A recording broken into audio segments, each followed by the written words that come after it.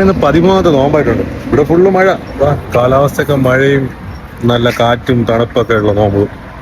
അപ്പം ഇതാണ് കടയിലോടെ എത്തിയിട്ടുണ്ട്. മുതലാളി പോയി നോക്കാം എന്താണ് അവസ്ഥയാണ്. മുതലാളി നോമ്പ് 13 ആയിട്ടുണ്ട്. 13 നോക്ക്. ക്ഷീണം മാത്രമല്ല, ഇത് സംഭവം ഇതെന്ത് പരിപാടി എന്ന് പറഞ്ഞാൽ ഇത് മുട്ട പരീക്ഷണം ഒന്നും കിട്ടുന്നില്ല. യൂട്യൂബിലൊക്കെ നോക്കിട്ട് എന്തെല്ലാം ആക്കിയത്. ഇത് മുതലാളി ഉണ്ടാക്കിയ സംഭവം. മുട്ട ഇത് ഫുള്ള് മുട്ട കൊണ്ട് എറിയും പിടിയുമായിരിക്കുന്നു നോമ്പ് തുറക്കുമ്പോ മിക്കവാറും.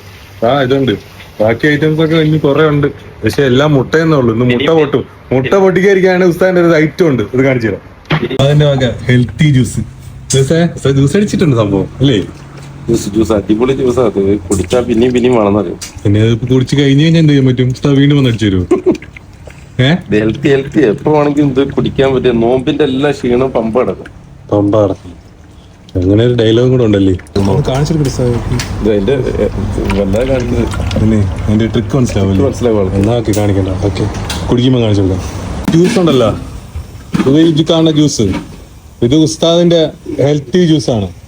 ഇനി അഥവാ ആർക്കും കുടിക്കാൻ പറ്റില്ലെന്നുണ്ടെങ്കിൽ ഹെൽത്തി എന്ന് പറഞ്ഞ് കുടിക്കുക, ആണ് ഉസ്താദിന്റെ നിയമം. അല്ലെ ഉസ്താദ്? ശരിയല്ല, അങ്ങനെയല്ലേ?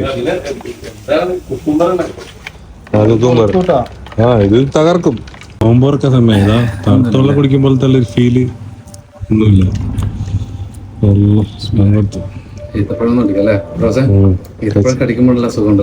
കഴിച്ചോ? നോമ്പോർച്ചു.